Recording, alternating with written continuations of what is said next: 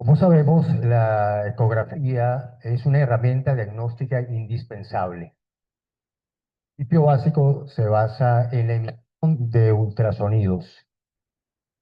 El ultrasonido, a diferencia de la luz, puede atravesar distintos tejidos, incluso en medios opacos. El ultrasonido no es un evento físico que puede ser provocado por el hombre. Siempre estuvo presente. Solo hicieron falta ojos observadores, mentes brillantes y distintas áreas de la ciencia para guiar su uso, como lo fue en el área médica. Ha mejorado la capacidad de detección y de diferenciación de muchas estructuras oculares. Es una exploración no invasiva, indolora. Podemos realizarla en el consultorio, al pie de la cama de un paciente hospitalizado, incluso en el quirófano. Es un estudio dinámico, podemos ver los movimientos de las estructuras oculares, el cinetismo de ellas, y es operador dependiente. De ahí depende de cómo sea realizada y quién la realice.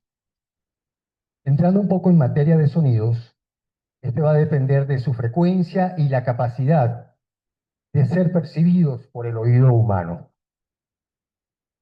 Los podemos clasificar como infrasonidos, son menores a 20 MHz, los comprendidos en el campo auditivo humano que van desde los 20 hasta los 20.000 MHz, y a partir de 20.000 MHz son considerados como ultrasonidos.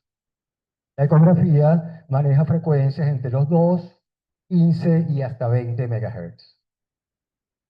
Desde hace 70 millones de años, un pequeño mamífero utiliza el ultrasonido para geolocalizarse, para detectar sus presas.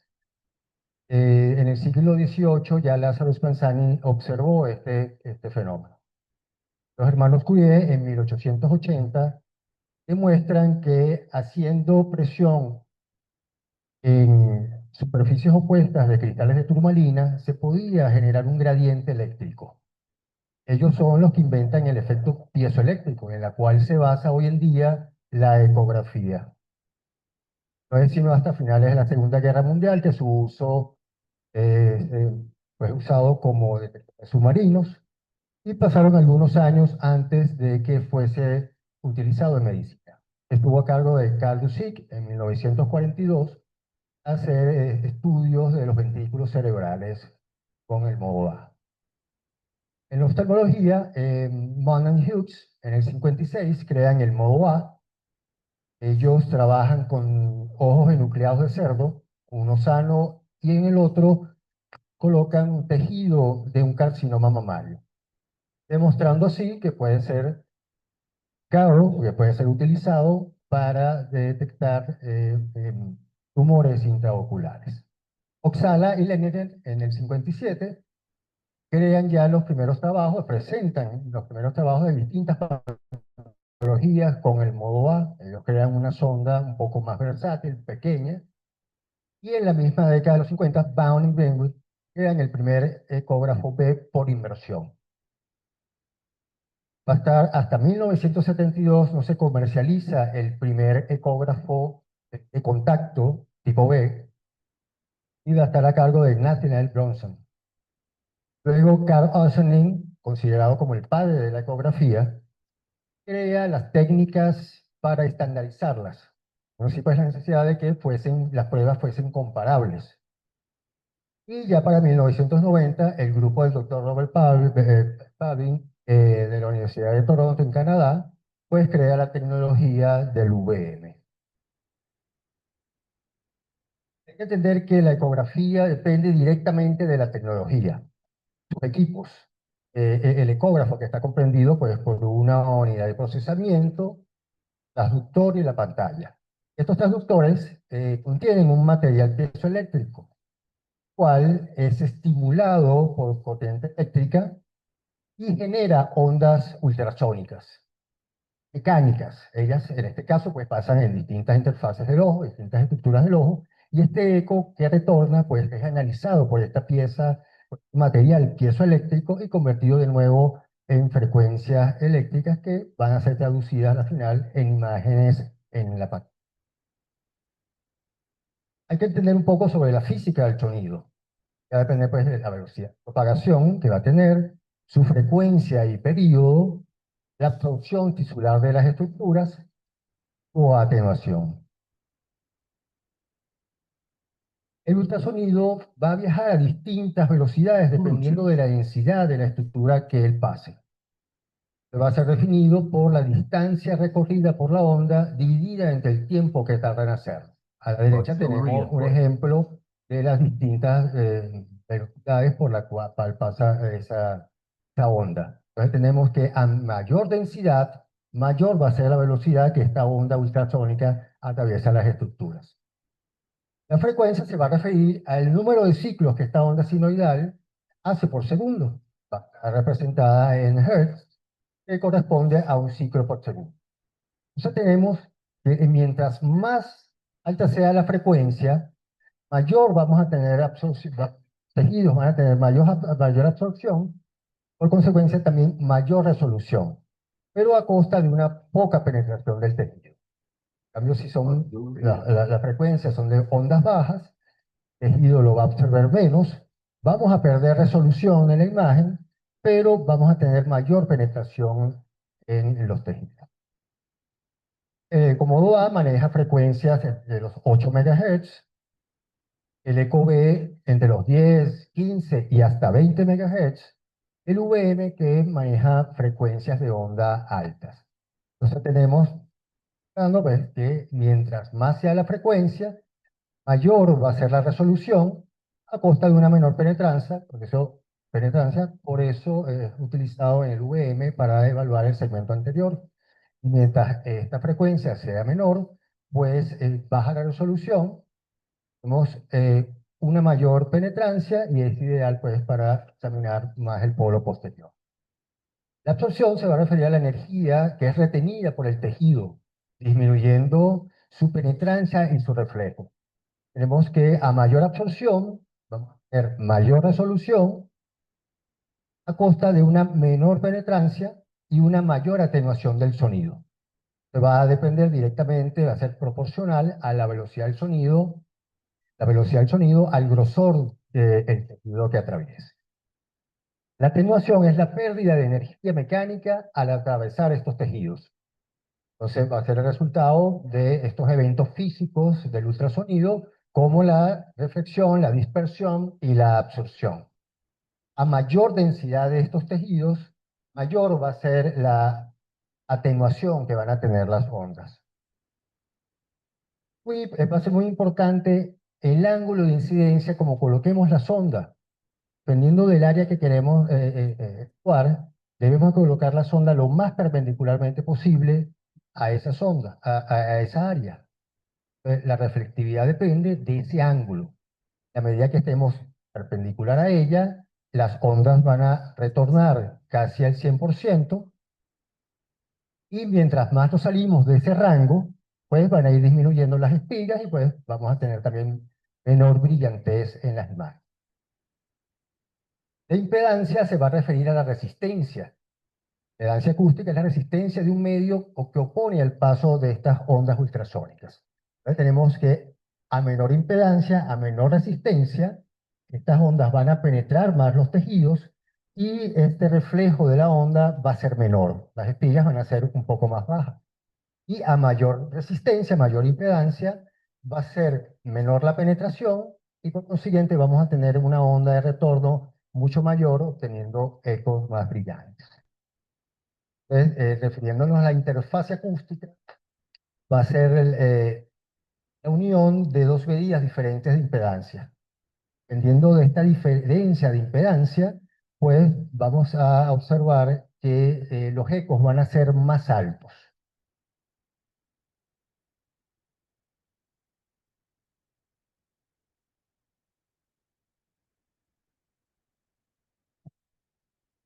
Dependiendo de la interfaz donde llegue el ultrasonido, él se va a comportar de distintas maneras.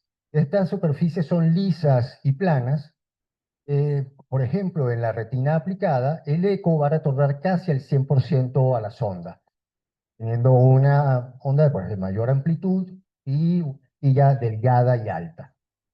Y estas son lisas y convexas. Buen ejemplo son los melanomas que tienen una forma de hongo. Pues estas ondas van a ser divergentes y la amplitud va a disminuir. Y son, si estas estructuras son convexas, perdón, cóncavas, el eco retorna casi al 100% igualmente a la sonda. Entonces, estas interferencias van a ocasionar ecos dispersos. Una vez que tenemos estas imágenes, los equipos pues tienen manera de procesarlas. Una de ellas va a ser la ganancia. La ganancia no es más que la semejanza de bajar o subir el volumen. Mientras más aumentemos la ganancia, más demos volumen, vamos a tener más sensibilidad y vamos a buscar ecos más débiles. Por ejemplo, la imagen que tenemos a la derecha, podemos ver los cuerpos flotantes en vitrio, y si disminuimos esta ganancia, pues perdemos ese ruido vítreo, obteniendo más detalles en la retina en el posterior. Incluso si lo disminuimos hasta 20 decibeles, que cual va a estar expresado, podemos ver la separación de la retina y la coroides. Otra de las herramientas que tienen estos ecógrafos va a ser el TCG, el Time Gain Compensation. Esto es una ganancia, pero esta es sectorial. Podemos aumentar la ganancia en la parte anterior, en la media o en la parte más posterior.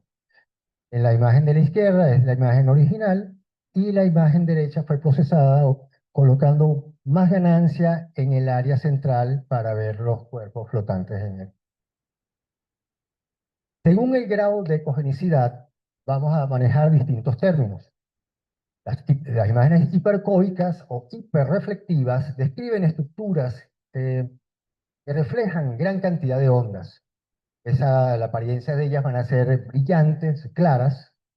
Además, coico pues, se va a referir a las estructuras que reflejan estas ondas de ultrasonido, siendo representadas por imágenes grises claras a blancas. Hipocoicas van a describir tejidos más oscuros a los circundantes, reflejando pocas ondas. Aparecen como imágenes grises, más grisadas. Y anecoico, pues, que no reflejan ningún eco. Con respecto a las técnicas de examen, el paciente se va a examinar con reclinada. Debemos colocar el transductor encima del párpado o en el transductor. Debemos utilizar sondas de alta frecuencia, como lo hemos mencionado, desde los 7.5 hasta los 20 MHz.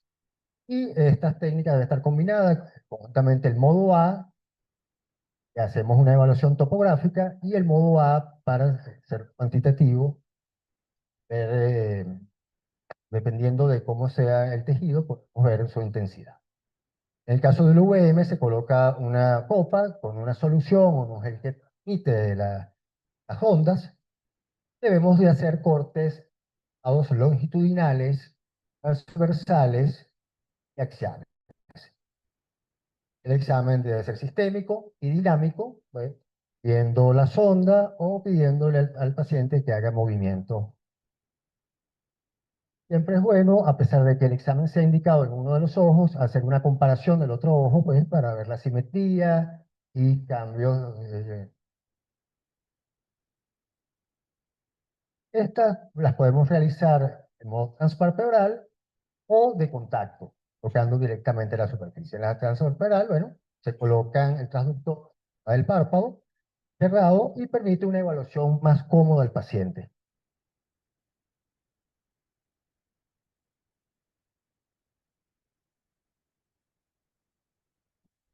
Es menos invasiva, pues lo tocamos directamente en la superficie ocular, pero las imágenes pueden ser un poco menos detalladas debido a la atenuación. Cuando estas son de contacto, pues implica tocar directamente a la esclera o a la córnea. Ellas, pues vamos a obtener una mayor resolución y definición de las imágenes, Lo utilizamos mucho en el modo de contacto para los cálculos biométricos. Utilizamos el modo A y pueden ofrecer medidas más exactas de las estructuras oculares y detectar con mayor precisión detalles como lesiones, tumores o problemas en la córnea. Requiere un mayor cuidado ya que tocamos directamente la superficie ocular. Con respecto al Eco Modo A, se va a referir a Amplitude Mode. Esto es va a ser una representación acústica o dimensional lineal representada en espigas verticales, desde una línea basal que nos va a indicar el 0% de reflectividad. Mientras más alta sea esta espilla, pues mayor reflectividad. El espacio entre estas espillas depende del tiempo en que tarde la onda en atravesar las estructuras y retornar de nuevo a las ondas. Este tiempo entre las espigas se puede también transformarse en distancia. En el modo A estandarizado, esas herramientas permite, conociendo la velocidad del sonido por la cual ellos pasan, podemos medir distancias. Nos va a ser muy útil para el diagnóstico tisular. Habla del tipo de tejido en la ecografía estandarizada. Debe ser un complemento del modo B. Como lo mencioné, la utilizamos para las mediciones del eje anteroposterior del ojo en opacidades del cristalino. El modo B se designa Business Mode. Va a producir una sección acústica bidimensional en tiempo real. Ha focalizado 10 y 20 MHz de frecuencia.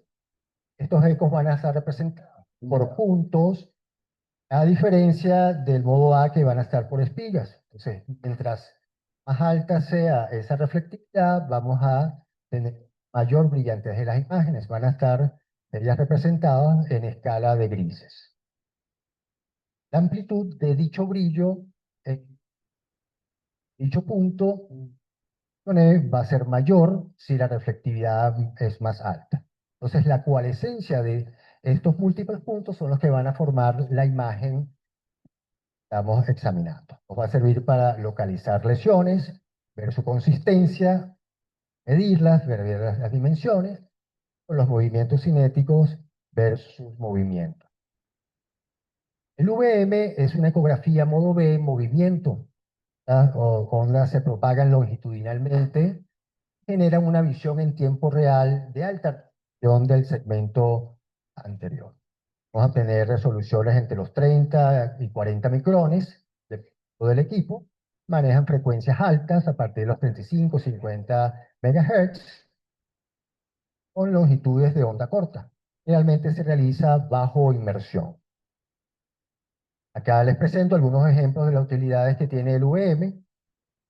Evaluar el segmento anterior, podemos ver estructuras más detalladas como la córnea, iris, procesos ciliares. Se utiliza para el estudio y seguimiento de tumores ciliares. El glaucoma nos ayuda a medir el ángulo iridocorneal.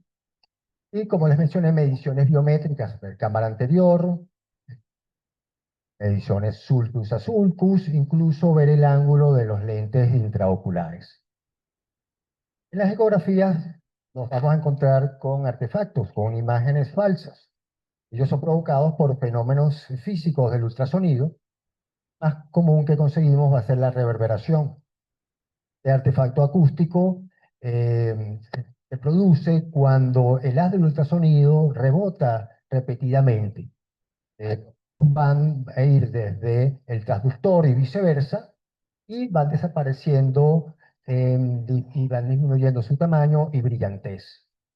Están asociados a cuerpos extraños, haz de aire. Es muy común observarlas en los lentes intraoculares y igualmente es común observarlas en el segmento anterior del ojo, entre la córnea, el iris y el cristalino, que son altamente refractados. Otro de estos artefactos operantes van a ser los que se producen con un efecto como si fueran el faro de una luz, de una linterna, o el cola de un cometa. En este caso, ojo con operado de desprendimiento de retina, con líquidos pesados, el perfluorocarbono, estas gotas que están adentro pues producen estas reverberancias un poco más finas y ellas van disminuyendo en tamaño y intensidad. Otro de los que podemos conseguir va a ser los artefactos en espejo.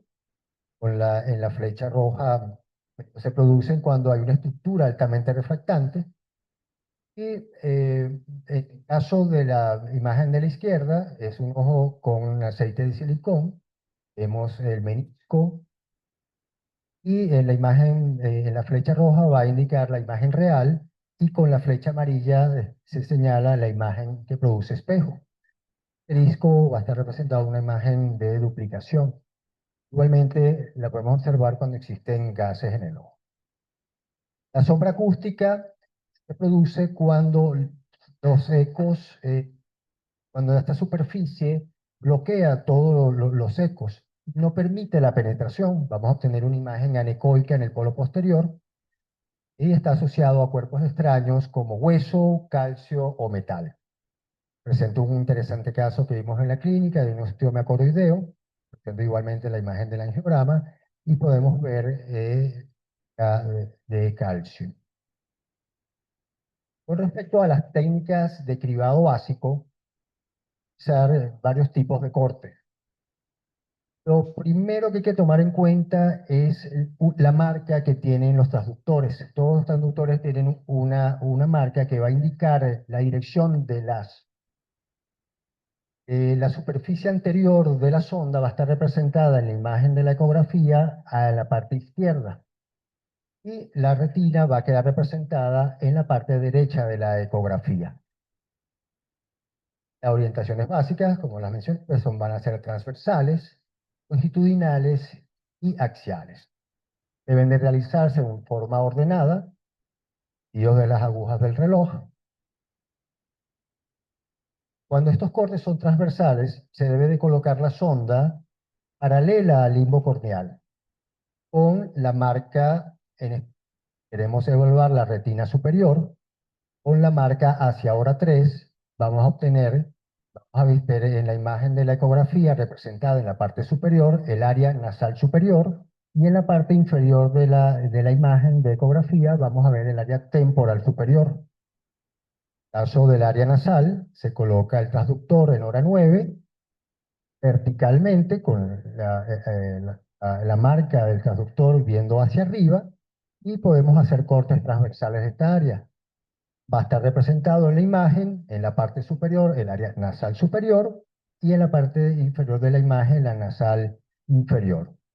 Haciendo movimientos podemos bascular un poco la sonda e irnos un poco más hacia periferia y podemos evaluar varias sondas. Igual si queremos ver el, el meridiano 6, colocamos la sonda el meridiano 12 con la marca de la sonda hacia hora 3. Y igualmente en el área temporal colocamos la sonda en hora 3, igualmente con la marca de la sonda hacia arriba y basculando podemos ver varias áreas de esa zona. Los cortes longitudinales, la sonda va a estar colocada perpendicularmente al limbo corneal. La marca de la sonda debe estar colocada perpendicularmente. Igualmente se deben de hacer cortes ordenados en sentidos de la aguja del reloj y ella nos va a dar una mejor de las lesiones en el sentido anteroposterior, porque estos cortes son bidimensionales y tenemos que crearnos una imagen tridimensional de lo que observamos cuando realizamos la ecografía. En el caso longitudinal, debe de colocarse esta marca de la sonda viendo hacia la pupila. Cuando se coloca en hora 3, vamos a ver nervio óptico representado en la parte inferior de la imagen, pasamos por la mácula y la periferia temporal. Se coloca en hora 6 con la marca, como les mencioné, siempre dirigida hacia la pupila. Vamos a ver nervio óptico y el área superior. Los cortes axiales, cuando son realizados horizontalmente, siempre debe estar dirigida la marca de la sonda hacia el tabique nasal. Los cortes podemos apreciar nervio óptico y mácula. Debemos tener en cuenta que vamos a pasar a través del cristalino, el cual nos va a producir una atenuación. Y en los cortes verticales axiales, se utilizan pidiéndole al paciente que mire en la posición primaria mirada, vamos a ver nervio óptico y mácula. Primeramente, vemos al nervio óptico y haciendo basculando un poco transductor hacia la zona temporal, vamos a conseguir el área macular. Una imagen no es diagnóstica por sí sola. Debe estar acompañado de un contexto clínico, de una evaluación topográfica, cuantitativa y dinámica. Los dejo con esta curiosa imagen de la Estación Internacional Espacial, donde los astronautas pues, hacen evaluaciones de sus nervios ópticos para ver los efectos de la microgravedad. Gracias. Hoy quiero conversar con ustedes, o lo que acordamos es un poquito hablar cómo usamos la ecografía ocular modo A y modo B. Nos acaban de hacer una excelente introducción de cómo la ecografía comenzó a involucrarse con la oftalmología, porque al principio pues no era un recurso y poco a poco, digamos que los pioneros nos explicaron muy bien, pero quisiera pensar que los dos más importantes que han marcado la pauta de la ecografía ocular son Carl Soinin, que fue el primero que nos dio la ecografía estandarizada, y luego Pavlin, que ya lamentablemente no está con nosotros, un canadiense espectacular, que introdujo el uso de la ultrabiomicroscopía. Entonces, básicamente, solo para hacer una mini comparación, tenemos que tener muy claro, es importante ubicarnos espacialmente qué es lo que vemos en la ecografía, qué son las imágenes. Entonces, esta imagen que vemos es el modo A. Esto es un modo A que es unidimensional. Entonces, solamente vemos una dimensión y vemos cómo estas espigas se van a levantar dependiendo de la cantidad de cogenicidad que tenga cada tejido. Y en el modo B lo vamos a ver como un modo bidimensional. Entonces, modo A unidimensional, modo B bidimensional, y en vez de tener espigas vamos a ver escala de gris. Cada punto que vemos en el eco B es el punto de cada una de estas espigas. Entonces, dependiendo de cada espiga, vamos a tener que las espigas más altas son las espigas más sólidas, de tejidos más densos, más elevados. Y las espigas bajas, como estas o inexistentes, son de tejidos más blandos.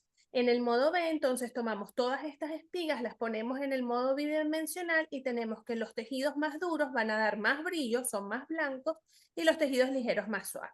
Entonces, específicamente hablando de ecografía modo A, tenemos dos tipos: la estandarizada y la biométrica. ¿Ok? La estandarizada es la que propuso Carl Soinin, que ¿por qué la llamamos estandarizada? Porque el doctor Soinin se dedicó a hacer parámetros fijos. Entonces, siempre utilizamos el mismo transductor, que es un transductor que está estandarizado y certificado, en este caso es 8 MHz.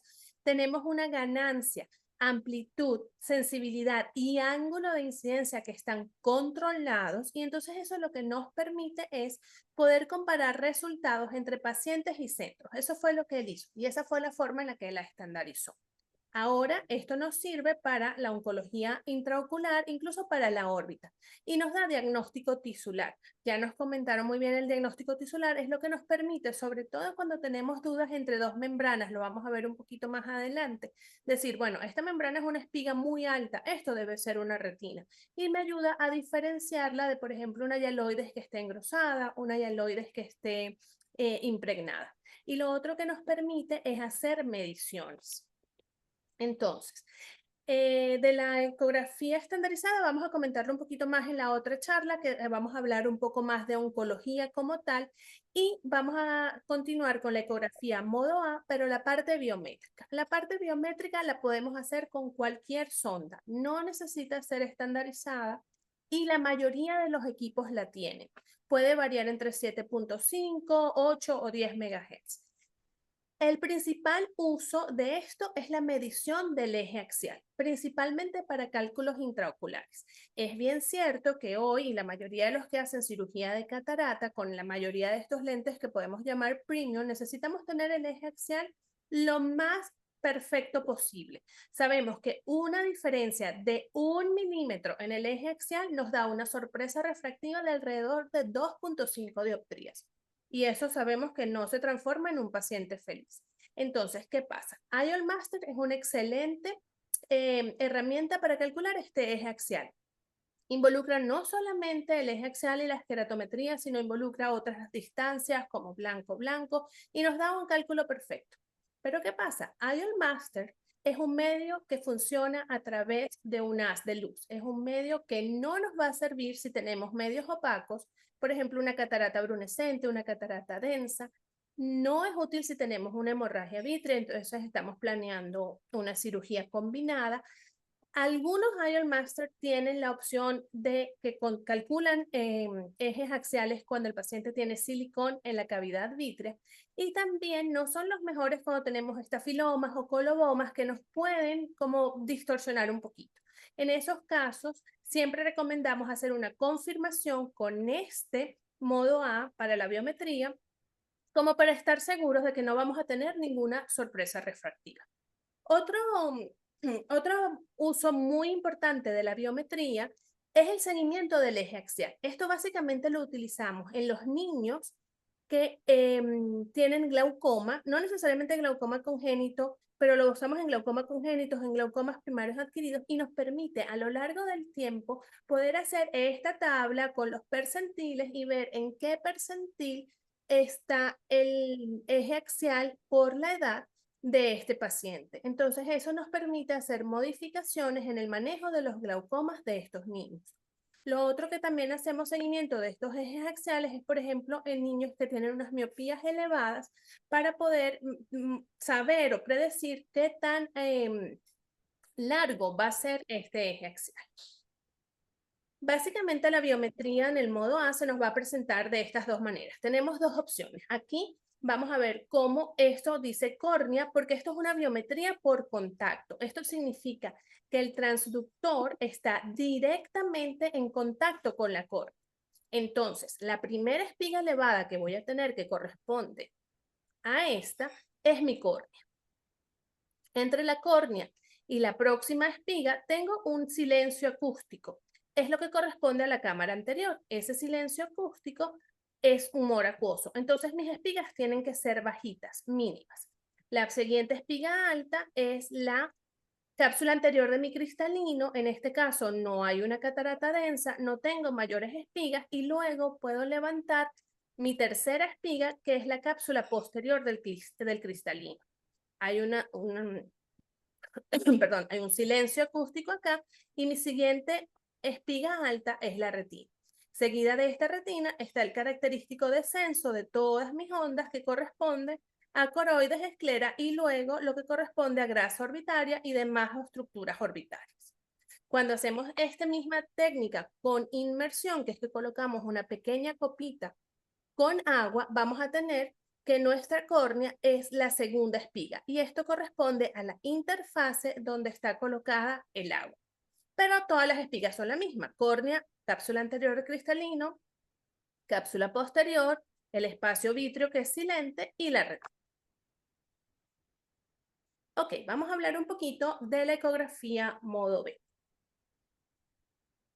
La ecografía modo B pues la vamos a usar para diagnóstico y seguimiento de todas las patologías que tengamos. Entonces, unido a la ecografía modo A que tenemos de cómo seguimos el eje axial, podemos hacer una ecografía modo B para ver qué tan excavado está el nervio óptico de nuestro paciente. Este es un estudio interesante, hay varios, pero este me gusta porque tiene una buena cantidad de individuos involucrados y ellos midieron y compararon las papilas con la foto clínica, cuánto se había hecho la estimación de esta excavación con el OCT y con el ultrasonido. Y ellos llegaron a concluir, que esto, la medición de la papila o de la excavación de la papila a través del modo B del ultrasonido era una forma reproducible y confiable de estimar la excavación. Ahora vamos a hablar un poquito de las membranas. Si yo les muestro esta membrana acá, uno dice, bueno, esta membrana está unida aquí, está unida acá, hay como unas condensaciones vítreas acá. ¿Será esto una retina? ¿O será esto una retina y atrás tengo coroides? ¿O será esto la coroides y esto la retina? Y aquí pareciera que pudiera ser un quiste de la retina. Entonces, nos vamos acá, intentamos ver cómo se mueve esto. Entonces, vemos cómo hay condensaciones vítreas adelante, cómo la retina está acá desprendida y cómo hay una línea que continúa atrás, otra membrana, pero esa membrana no es la retina, es la coroides. Entonces hay que tener cuidado porque ¿qué pasa? Esta membrana que está acá, que se mueve, que tiene esos pliegues, esto es una retina. Tiene una hemorragia subretiniana y acá tenemos un desprendimiento coroideo. Acá adelante tenemos unas condensaciones vítreas que corresponden a una hemorragia vítrea. Entonces, eso es una cosa que tenemos que tener en cuenta cuando estamos diferenciando membranas y cuando no tenemos la certeza de que sea un desprendimiento de retina, porque además no tenemos una visión clara del fondo de ojo de este paciente por las condensaciones vítreas. Aquí tenemos otra retina donde podemos ver cómo tiene ese movimiento ondulante, vemos el vítreo también tiene algunas condensaciones, pero vemos cómo esta retina aquí hace una pequeñita separación y podemos ver cómo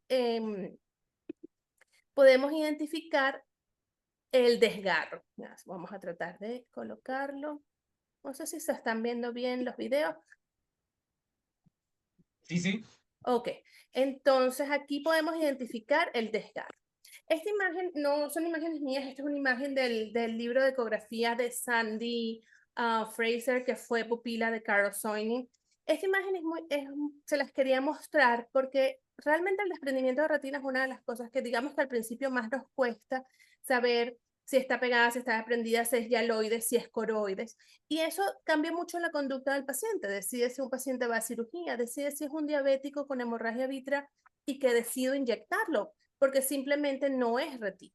Entonces, aquí tenemos un embudo abierto de este lado. Entonces, en el eje axial vemos acá el cristalino, es un cristalino que está marcado cataratoso, pero esta retina es un embudo abierto, está unida al nervio óptico.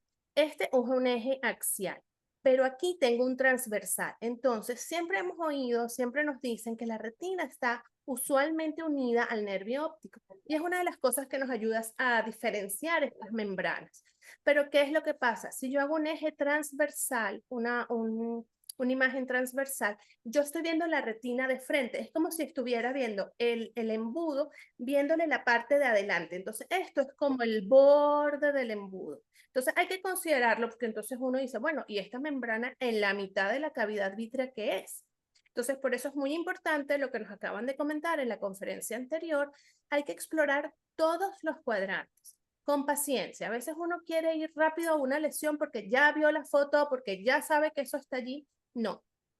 Parte de ser un buen ecografista y de obtener la información, que al final es lo que nos interesa, es tener la paciencia y hacer como setear la mente para que uno diga, yo lo hago igual como él lo recomendó, yo lo hago siguiendo el orden de las agujas del reloj, empiezo a las 12, 3, 6 y 9.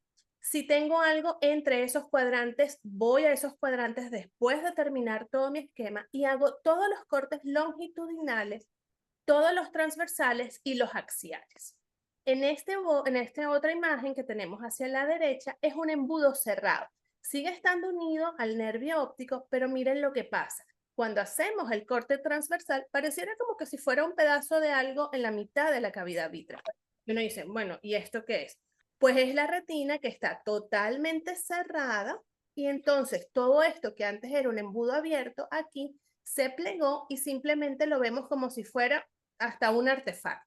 Entonces, esas son cosas que tenemos que tener en mente cuando estamos manejando membranas para diferenciar de un desprendimiento de retina. Esto es un coloboma que vemos allí, no está pegadito al nervio óptico, entonces tenemos una muy buena separación entre el borde del nervio óptico y el borde del coloboma. Y lo vamos a ver aquí. Aquí tenemos el nervio óptico, vemos como el nervio óptico está bien y aquí vemos como el coloboma tiene la línea de la retina y lo que vemos es que es un coloboma de coroides. Aquí se ve muy bien, el nervio óptico está bien, este es el pedacito que hay entre los dos y aquí comienza el color. Ahora, también podemos tener algunas cosas y vimos unos ejemplos de cuerpos extraños. Los cuerpos extraños, pues básicamente son de dos tipos. Uno, los metálicos que nos van a producir estas sombras acústicas, estos cometas, y también pueden producirnos, dependiendo de los materiales, estas sombras como tal. Estas son reverberaciones y vemos cómo se ve la repetición. El cuerpo extraño realmente es esto, pero hace un efecto físico y hace una reverberación acá. Este está pegadito a la pared y nos hace esta sombra acústica. Esto es importante porque usualmente podemos detectar cuerpos metálicos, pero a veces tenemos unos cuerpos que no son tan bien detectados por ecografía, como vidrios, cosas vegetales como madera, pero los metálicos y las cosas que tienen cemento, cal y como calcio, los podemos detectar. También tenemos unos cuerpos que no son tan extraños porque ya sabemos que están allí, nosotros mismos los colocamos, que son el silicón, ¿ok? Y aquí podemos ver que a veces podemos ver un menisco de silicón entre la burbuja de silicón y la pared posterior, pero a veces es simplemente imposible. El silicón está totalmente llenando la cavidad vítrea que ni siquiera hay una pequeña separación del menisco. Y abajo tenemos el ejemplo de un silicón emulsificado que uno no tiene muy clara la anatomía, sabes que hay muchos ecos, se produce mucho ruido y uno dice, no puedo estar seguro si esto es una retina que está pegada o no. Aquí, esto es un desprendimiento coroideo y aquí tenemos, este también lo conocemos, no es tan extraño, es una burbuja de líquido pesado que se quedó como olvidada y nos produce esta reverberación, esta cola acústica. Normalmente, si es una sola burbuja, la podemos dejar. Sabemos que los líquidos pesados son tóxicos, pero algo tan pequeño, yo me preocuparía más por resolver el coroideo que esta burbuja. Aquí tenemos un amigo que no es un extraño, pero definitivamente decidió salirse de su lugar y tenemos un bello lente intraocular totalmente pegado atrás a la retina. Vemos cómo incluso con esta buena resolución de este ultrasonido, esto es un 20 MHz, podemos ver totalmente el lente intraocular y vemos aquí y aquí las ápticas y vemos cómo están produciendo las sombras acústicas. Este video me gusta mucho porque esto es un video de un paciente que originalmente no lo mandaron porque dijeron, bueno, este señor era pseudofáquico y ahora no vemos el lente, pero tampoco vemos el lente en la cavidad vítrea. Esto que ven aquí, yo hago como con un guante, con un dedito de un guante, hago como un dedil y lo lleno de agua y me permite hacer como una técnica de modo B modificada. Entonces miren cómo queda, porque me permite amplificar. Esto es la cámara anterior y vemos cómo está el iris. Y si ponen atención aquí, esto es el lente, que una de las ápticas se colgó del cuerpo ciliar. No sé si lo logran apreciar. Entonces, claro, el lente no se veía, aquí tenemos el iris, aquí tenemos la córnea, el lente no se veía en su sitio, su doctor no lo podía ver, pero tampoco lo veía en cavidad vítrea, porque el lente estaba escondido. Cuando el paciente estaba sentado, el lente simplemente se iba como siguiendo la curvatura debajo del cuerpo ciliar. Entonces, esta técnica de inmersión modificada nos ayuda a ampliar un poquito la imagen que vemos de segmento anterior, porque no es una imagen que podemos atrapar con VM, porque nos dijeron muy bien que el VM no tiene, como a mayor megahertz, tenemos menos penetración en el globo ocular.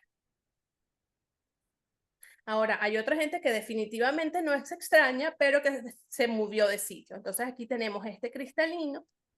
Hay que ver que este cristalino esté allí y miren este otro cristalino como también decidió que se iba a dar como a colgarse como en una hamaca.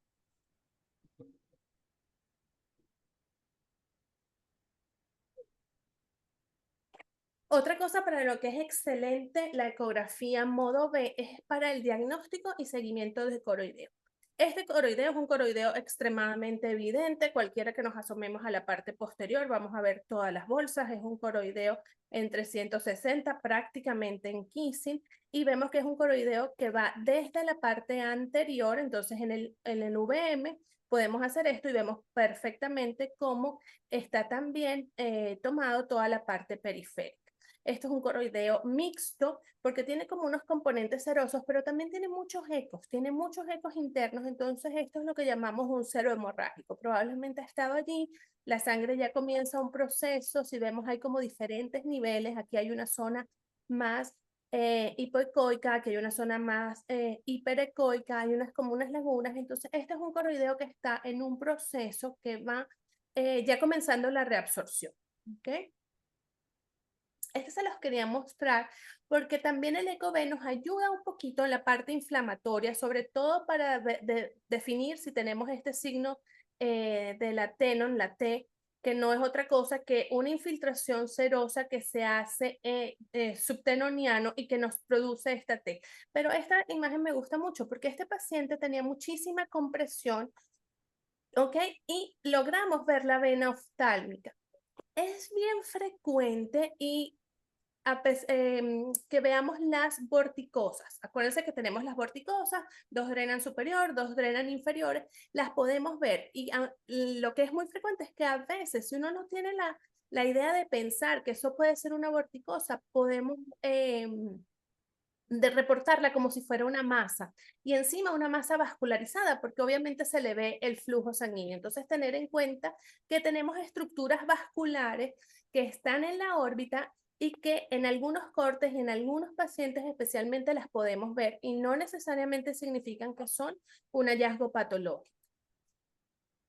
En polo posterior, normalmente no utilizamos ecografía para determinar o accesar nada que tenga que ver como un edema macular, esto es una serosa central, pero lo importante que tenemos es que si tenemos medios claros y podemos tomar un OCT, vamos a siempre preferir el OCT. Pero cuando no tenemos esa opción, podemos confiar en la alta resolución de los ultrasonidos para segmento posterior que nos dan esta imagen. Aquí vemos cómo tenemos un agujero macular que se corresponde perfectamente con la imagen del Cyrus y por supuesto tenemos cómo las tracciones vitroretinianas están presentes. Esto es especialmente útil en diabéticos para decidir si uno va a inyectar a este paciente con un antiangiogénico o si va a decidir hacer una cirugía para liberar esas tracciones. Entonces, 8 claves para una buena fotografía. Siempre mantener lo más acoplado la sonda al ojo o a los párpados. Yo la verdad que a menos que sea un trauma con un ojo abierto o una cosa que me prevenga no tocar el ojo directamente, prefiero el acercamiento directo sobre el ojo. ¿Por qué? Porque el párpado y especialmente si está dematizado o grueso, va a disminuir muchísimo la calidad de la imagen que tenemos, porque obviamente el sonido atraviesa el párpado y vuelve a regresar atravesando el párpado, entonces se pierde muchísimo. Evitar lo más posible que se pueda el cristalino por el mismo principio de los párpados, ¿ok? El cristalino, sobre todo en los adultos, se empieza a hacer cataratoso y bloquea muchísimo las ondas de ultrasonido. Tratar de estar lo más perpendicular a la lesión, eso especialmente para los tumores y tratar de centrarla en la pantalla, porque con eso la vamos a medir. Relacionar la lesión con las estructuras vecinas, tener como muy clara la anatomía para poder saber dónde estamos y poder describir en dónde está la lesión, porque eso es lo que va a ayudar a tomar las decisiones clínicas. Lo que comentamos, hacer el ultrasonido de todo el ojo, no solamente del cuadrante que sabemos que tenemos que buscar. Si tenemos disponibles el resto de las imágenes multimodales, como las fotos clínicas, las fotos de angiografía, las fotos libres de rojo y el OCT, vale la pena porque entonces podemos confirmar que lo que estamos viendo es realmente lo que tiene el paciente.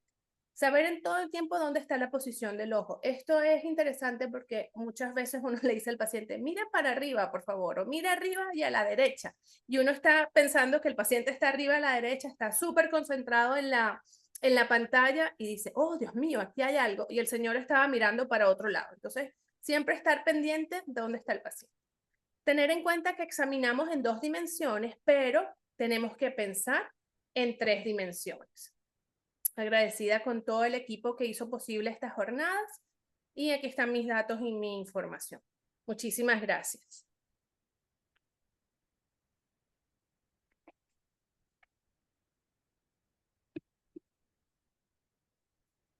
Muchísimas gracias. Lamento no poder estar con ustedes de manera presencial. Quiero agradecer a todo el equipo de Visión Paraíso que de manera remota se encargó de organizar esta transmisión, a mi compañero José Luis Murcia, quien hizo una descripción introductoria de lo que es la ecografía, sobre todo sus características físicas de manera magistral, y a mi querida doctora Maura Abraham, quien fuimos amigos durante mucho tiempo en su presencia mientras estuvo acá en Venezuela. Ella decidió pues abrirse camino en el exterior para seguirse formando y a pesar de ello, como lo dijo, siempre cuando tiene la oportunidad de estar en casa, pues siempre la tenemos presente. Entonces el día de hoy quería conversar con ustedes sobre lo que es la parte de las generalidades y usos de la biomicroscopía ultrasónica.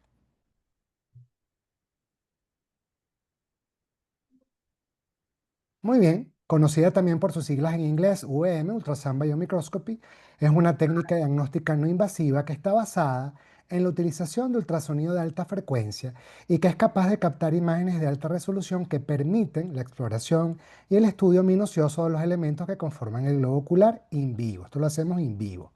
Ahora bien, cuando la transparencia de los medios ópticos no permite una clara evaluación o cuando es necesaria la exploración de zonas ubicadas detrás de estructuras no transparentes, es allí donde cobra importancia esta singular herramienta diagnóstica. Muy bien, como ya hemos dicho en forma repetitiva, es importante establecer que Charles Pauling en 1992, utilizando como base los descubrimientos realizados por Gerard, Stewart y Foster del Departamento de Biofísica Médica de la Universidad de Toronto, establece y desarrolla el uso de los transductores de alta frecuencia en el área de la exploración oftalmológica. Charles Pauling es el padre de la ultrabiomicroscopía. Ahora, estos transductores eran capaces de desarrollar frecuencias que oscilaban entre los 40 y 100 MHz, obteniéndose imágenes verdaderamente microscópicas que alcanzan hasta 15 micras de resolución, y también tenían la característica que necesitaban un brazo mecánico para soportar la sonda del transducer. De esos primeros modelos ya no es así. Ahora bien, como tiene esta verdadera capacidad de análisis microscópico, esto es dado a que tenía la capacidad de ofrecer imágenes semejantes a las obtenidas en las preparaciones histológicas de aumento óptico, pero obviamente sin información celular. Ahora bien, hay que tomar en cuenta cuando vamos a realizar un UM dos consideraciones que son de suma importancia. En principio, no es posible el diagnóstico histológico de las lesiones sólidas a pesar de su alta resolución. Podemos reconocer los tejidos tisulares, valga la redundancia, pero no podemos establecer un diagnóstico histológico. Aquí les presento una comparación de una lámina de hematoxilina eosina versus una imagen de VM para comparar el grado de resolución que tiene este estudio. Pero a pesar de ello, nosotros no podemos hacer diagnóstico histológico. Y el segundo punto de importancia es que tenemos que tener un claro conocimiento anatómico histológico de las zonas que vamos a estudiar.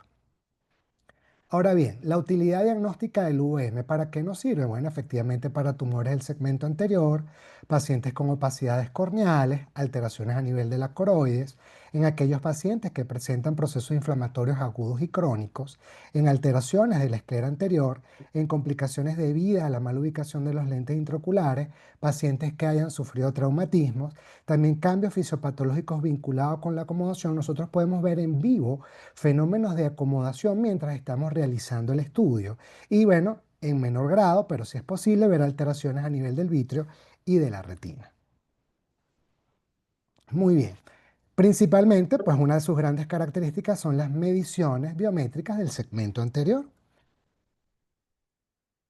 Para ello es importante tener claro este punto de referencia anatómica que es el espolón escleral. ¿Por qué motivo? Porque aquí nosotros vamos a utilizar este punto anatómico para poder trazar las diversas medidas que se hacen en el segmento anterior.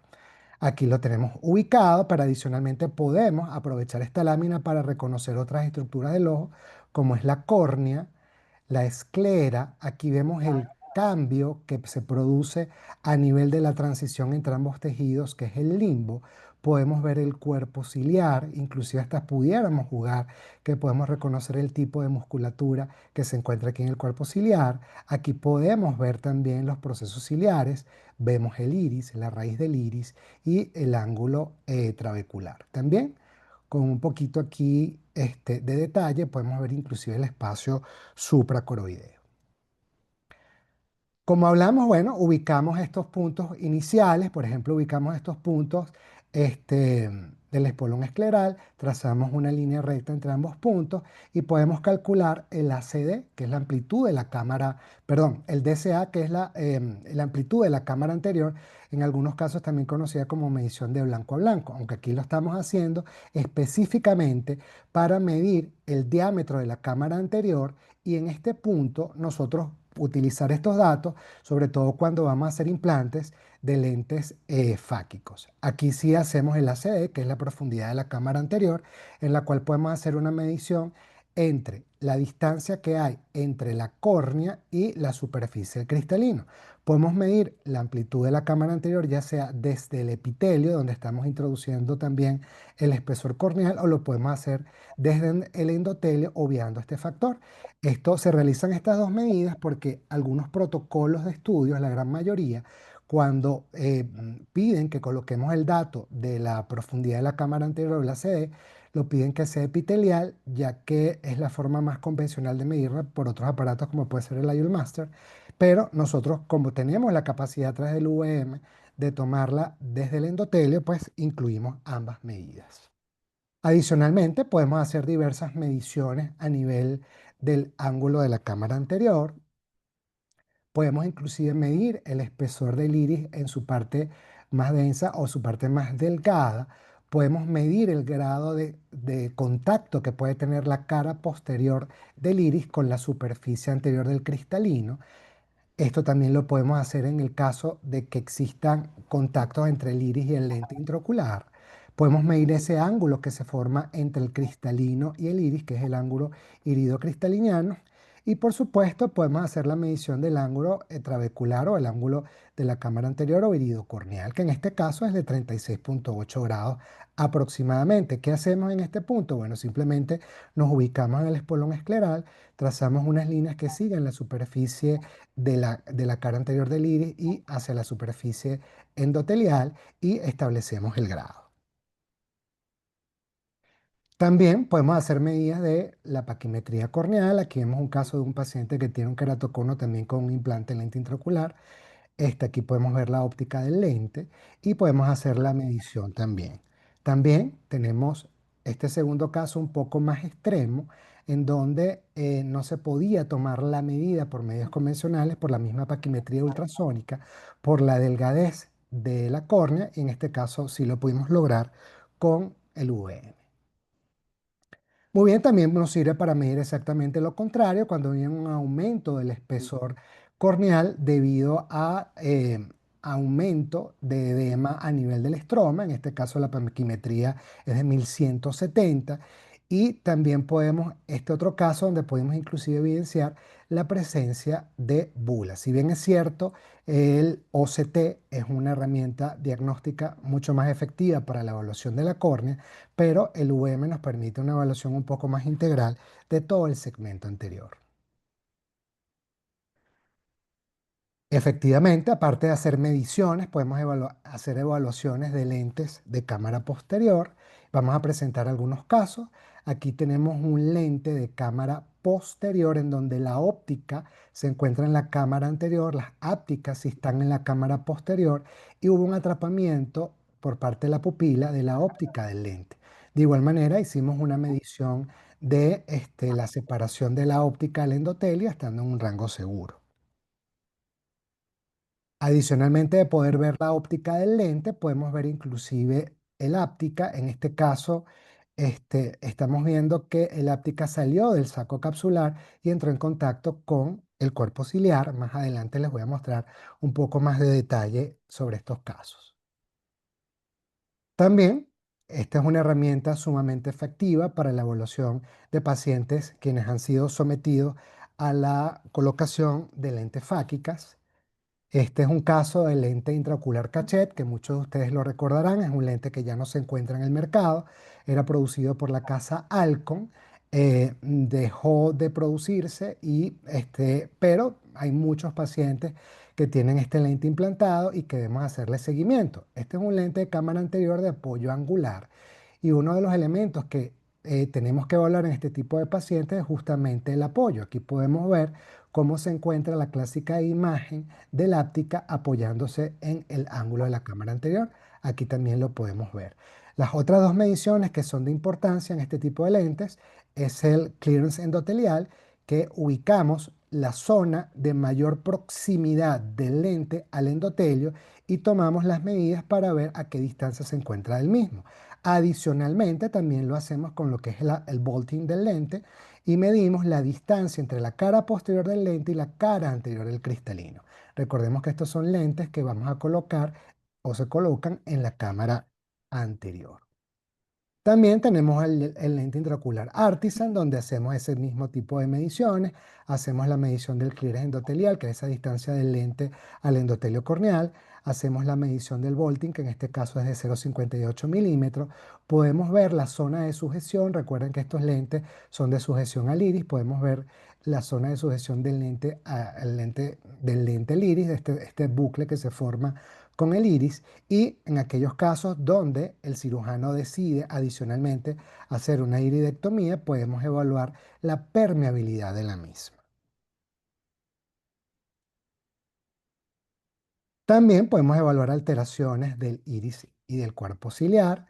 Aquí, bueno, en esta imagen la comenzamos a analizar, vemos la clara presencia de un lente intraocular, vemos acá también el iris, pero sí vemos una sinequia que se presenta entre el iris y la córnea, que inclusive podemos ver, lo que pasa es que el foco lo tenemos acá, podemos ver que hay pérdida de la transparencia corneal con la presencia también de edema estromal.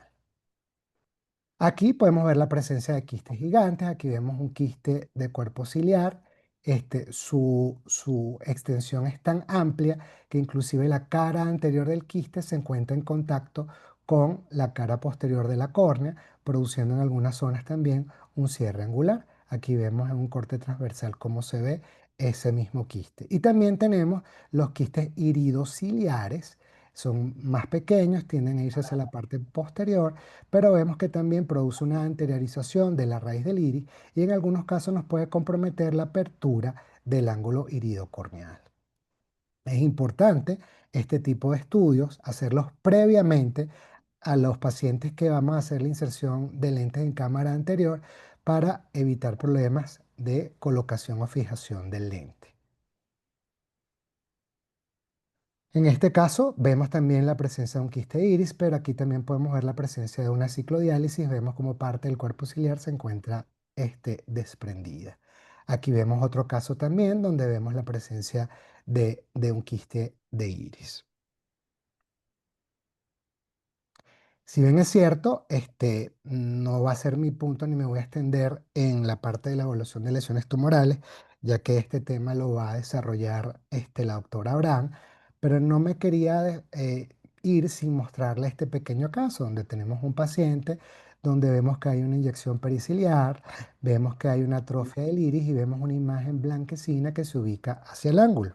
Cuando le hacemos el estudio a este paciente, de entrada vemos que hay la presencia de un quiste y nos llama la atención de que el eje del cristalino se encuentra desplazado.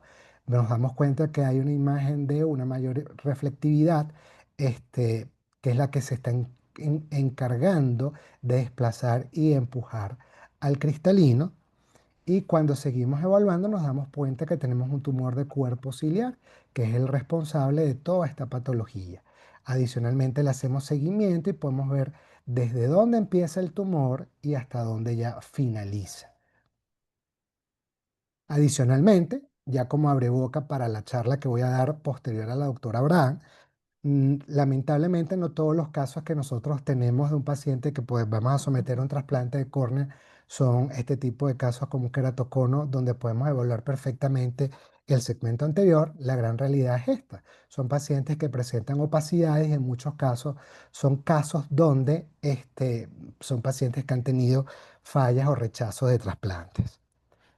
Y esta es la realidad que nos encontramos, por lo menos este caso que ustedes ven acá, un paciente donde tenía una queratopatía bulosa pseudofáquica y vemos toda esta zona de edema que presenta el paciente y con esta zona que ustedes ven aquí es solamente el espacio que tiene de cámara anterior. Entonces, bueno, el UM es una herramienta diagnóstica bien importante que nos puede ayudar a evaluar a los pacientes que van a ser sometidos a queratoplastas penetrantes para ir preparado a esa cirugía, porque imagínense en la sorpresa, porque adicionalmente vemos que hay sinequias del iris aquí en la córnea, cuando trepanemos y nos consigamos con esta situación. Entonces, de verdad que muchísimas gracias por su atención y bueno, doy el pase a Antonio para que continúe con la moderación del simposio.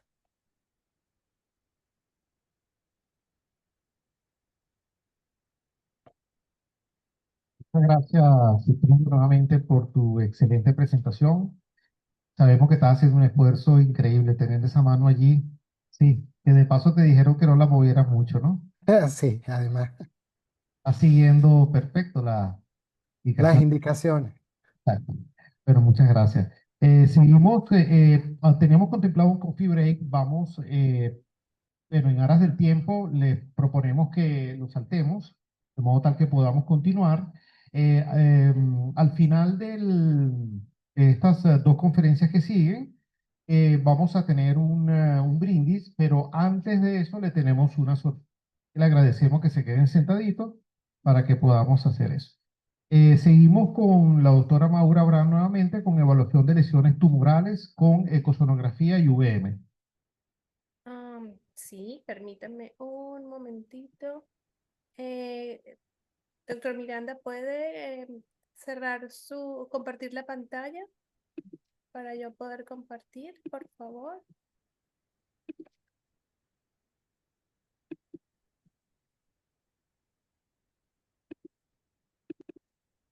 Ok, creo que ahí estamos. Gracias, Sigfrido. Ok, entonces vamos a comentar un poquito, vamos a seguir con vamos a hablar principalmente de tumores intraoculares, ¿ok? Sabemos que tenemos tumores intraoculares, tenemos tumores de superficie ocular, tenemos tumores de órbita, tenemos tumores de párpado. Realmente la oncología ocular es bien extensa.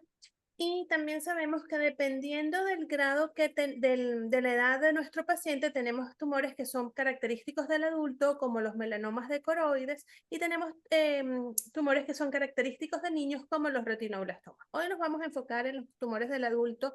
La verdad que tumores y oncología ocular es bien extenso, entonces creo que ya que estamos tan animados, podemos repetir estas jornadas en cualquier momento y seguir comentando otras cosas. Y dentro de los adultos, pues tenemos los melanomas de coroides y tenemos los tumores que no son tumorales. Entonces, estos tenemos que tenerlos muy en cuenta. ¿Por qué? Porque ahí tenemos que meter todas las cicatrices disiformes, tenemos que meter los desprendimientos de epitelio pigmentario hemorrágico, las vorticosas que ya las comentamos antes, toda la parte inflamatoria del ojo, que no son tumores como tales, pero que pueden simular que tenemos un tumor. Genera mucho estrés entre los oftalmólogos. De repente no tienen una visión clara. Por ejemplo, los desprendimientos de epitelio pigmentario hemorrágico a veces se rompen y a veces simplemente sangran también a cavidad vitrea. Entonces no hay una visión clara. A veces el paciente simplemente no te da como la información. Y de los tumorales, pues tenemos principalmente el melanoma de coroides, pero también, Maura. sí, Disculpa, creo que tienes compartida, es la imagen donde están las carpetas con tus presentaciones, no me porque la digas. presentación no se está viendo. Permíteme entonces. Sí, porque creo que compartiste es la imagen de la carpeta. Ya voy, ya voy. Sí, tienes toda la razón. Déjame cambiar allí Eso, deja de nuevo. compartir y ahora escoge la presentación. Eh, ¿Ahora sí la ven? Ahora sí. Ok, entonces bueno, rapidito les resumo lo que íbamos. Tumores intraoculares, vamos a tener adultos y niños. Los melanomas de coroides son como nuestra bandera con los adultos. Los retinoblastomas son la bandera con los niños. Y también vamos a hablar de otros no, déjenme poner esto también así. Ajá, y estos son los no tumorales, los que estábamos hablando, que los tenemos que tener en cuenta también en la historia clínica del paciente, porque nos pueden hacer un diagnóstico diferencial importante. Vamos a hablar entonces un poquito de esto, complementando la parte de VM. Hay que estar muy pendientes. Miren que este paciente realmente lo que tenía, si se fijan, es una cosa que se nos pudiera hasta escapar. Su lente intraocular bien y simplemente era esta mínima área aquí. No tenía gran presencia de vasos centinelas ni nada. Cuando lo dilatamos e hicimos esta foto, miren cómo esta masa está saliendo. Al hacer la ultrabiomicroscopía vemos cómo es una masa que que depende del cuerpo ciliar y que además, cosa que no se veía mucho aquí, está cerrándonos el ángulo. ¿Ok? Esta imagen me gusta mucho porque es un modo B, es un longitudinal, sabemos que es un longitudinal porque aquí está el nervio óptico, está la sombra acústica del nervio óptico, esto es la excavación, aquí tenemos el músculo y podemos ver cómo a nivel de la inserción muscular, eso nos da la anatomía, tenemos la misma masa. Entonces, esto es una masa que ya sabemos que no se extiende mucho más allá de a nivel de la inserción de este músculo y corresponde con la masa que con el VM tuvimos la opción de poderla completa, o sea, a tomar completa la imagen, a veces no caben, especialmente si se extienden hacia atrás, pero la pudimos medir la altura y pudimos medir eso. ¿Okay? Eso era un melanoma de cuerpo ciliar. Esta es otra lesión que se veía y cuando hicimos esto es una foto con un lente de 3 espejos, vemos cómo se ve esta lesión elevada. Miren qué bonita la imagen que tenemos en el VM, tanto en el corte longitudinal como en el corte transversal. Esto es un tumor benigno, esto es simplemente un tumor epitelial. Normalmente no los tocamos, pero sí los vigilamos. Estaba aquí ubicado aquí en esta zona, entonces a veces estos iris claros que tienen varias coloraciones hay que tener como un ojito pensando en qué cosas pueden suceder si vemos un poquito elevado, siempre considerar hacer un VM, ¿ok? En estas patologías también el OCT de segmento anterior nos puede dar una buena imagen, sobre todo porque ya hemos confirmado que no hay nada atrás. Acuérdense que el OCT de segmento anterior no penetra lo suficiente como para darnos imagen. Aquí tenemos una cosa que es súper común que tengamos una zona más hiperpigmentada, una lesión melanocítica, que simplemente es que los melanocitos allí están produciendo más pigmento, se ve plana, pero entonces queremos confirmarla. Y aquí la vemos. Vemos como aquí la ecogenicidad del área está mucho más marcada que el resto del iris y simplemente es una lesión plana, no tiene mayor criterio de malignidad ni de que quisiera cambiar. Este es un paciente que fácilmente lo podemos observar cada año. Lo vigilamos y si todo está tranquilo, si no hay cambios, simplemente es un nevus plano del iris. Entonces, ¿qué buscamos en el ultrasonido cuando estamos pensando en oncología? Tenemos primero que definir, sobre todo en el modo B para la parte de polo posterior, tenemos que saber qué estructura está involucrada. ¿Estamos teniendo una lesión de retina o estamos teniendo una lesión de coroides? ¿Qué tamaño tiene nuestra lesión? ¿Qué forma tiene? ¿Es irregular, bilobulada, multilobulada? ¿Tiene forma de domo? ¿Tiene forma de champiñón? ¿Cómo es su contenido? ¿Es sólida? ¿Es heterogénea? ¿Es homogénea? ¿Es quística? ¿Okay? ¿Y cómo son sus bordes? Y una cosa importantísima cuando pensamos en oncología es la extensión extraocular. ¿Okay? Entonces vamos a hablar un poquito de melanoma uveal. El melanoma uveal, sabemos que en la parte del tejido uveal, pues es el iris, cuerpo ciliar y todo lo que es la coroides. Son principalmente los tejidos pigmentados que tenemos en el ojo. El melanoma uveal, pues es el cáncer primario más común de los adultos en el ojo, pero de todos modos todavía sigue siendo raro. Tenemos unos 6 casos por cada 1.000.000 de habitantes al año. Los libros y la mayoría de los artículos siempre dicen que predomina en la población caucásica, pero hoy en día esta tendencia está cambiando un poquito Y la podemos ver en otros grupos etarios, en otros grupos étnicos, lo estamos viendo mucho más en latinos, lo estamos viendo incluso en estas razas que son un poquito mix, que los papás son latinos y los abuelos caucásicos. Y la edad media del diagnóstico ha bajado y ahorita el promedio es alrededor de los 60 años. Hay que tener muy en cuenta que esto es un cáncer y como tal se disemina principalmente por vía hematógena. No se disemina usualmente por contigüidad y es una pregunta muy frecuente de los pacientes. Oh, ¿se me va a ir hacia el cerebro? ¿Se va a ir a otro lado de la cabeza? No. Los sitios más frecuentes de la metástasis de un melanoma uveal primario son el hígado entre el 85 y el 90% de los casos, entonces es algo que tenemos que tener en cuenta. Y en segundo lugar, los pulmones con el 10 al 15%. Entonces, esto tenemos que estar pendientes que pueden ser melanomas pequeños. Vamos acá, lo que vemos aquí es que hicimos una biopsia porque era un melanoma un poquito pequeño, el paciente no estaba listo para recibir tratamiento con la placa, estaba muy cerca de la fobia, entonces decidimos hacer una biopsia. ¿Qué pensamos o qué tenemos que buscar para decir ecográficamente esto es un melanoma? Primero que sea de la coroide, porque obviamente no puedo decir que es un melanoma de coroide si está en otro lado. Que tenga forma de domo o champiñón, usualmente es así, digamos que en el 90% de los casos sucede, pero sabemos que en medicina siempre tenemos muchas opciones. Los bordes son regulares, esto es bien interesante. Normalmente es una lesión que cuando atraviesa o rompe la membrana de Bruch crece con unos bordes regulares. Usualmente es homogéneo. Vamos a ver que no tenemos espacios quísticos, que no tenemos como diferentes ecogenicidades. Dependiendo del tamaño, y vamos a tener atenuación o una sombra acústica posterior, que es lo que llamamos en inglés el Halloween, y siempre una de las características más importantes para decir ecográficamente que esto es un melanoma es que tenga una vascularidad positiva. Esa la podemos ver en el modo A, la podemos ver en el modo B.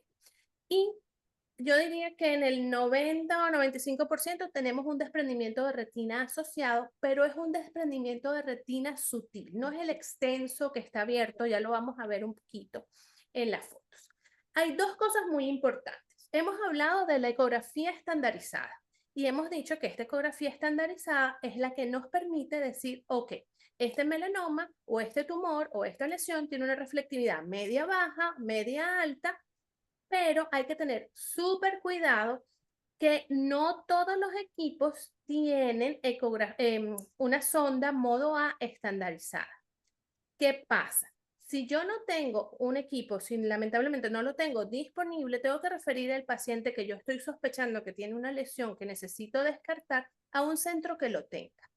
La mayoría de los equipos nos permiten sobreponer a la imagen del modo B, que la tenemos aquí, nos permiten sobreponer estas líneas que son el vector A. El vector A, muchas personas, muchos doctores oftalmólogos lo confunden con un A estandarizado. Eso no es un A estandarizado.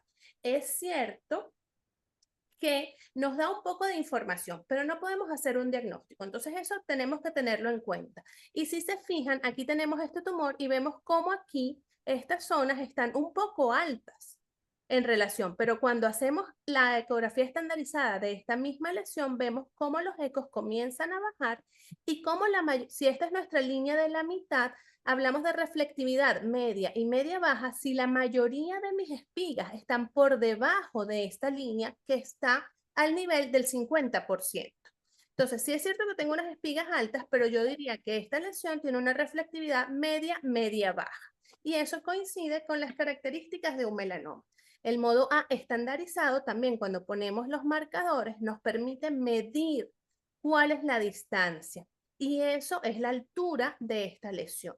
Eso es muy importante porque en base a esta medida es que los oncólogos vamos a planificar el tratamiento de esta lesión. Sabemos que podemos poner una placa más o menos hasta los 16, 18 milímetros de altura, pero más allá las placas de iodio no nos van a ser efectivas, entonces tenemos que plantear otros tipos de tratamiento.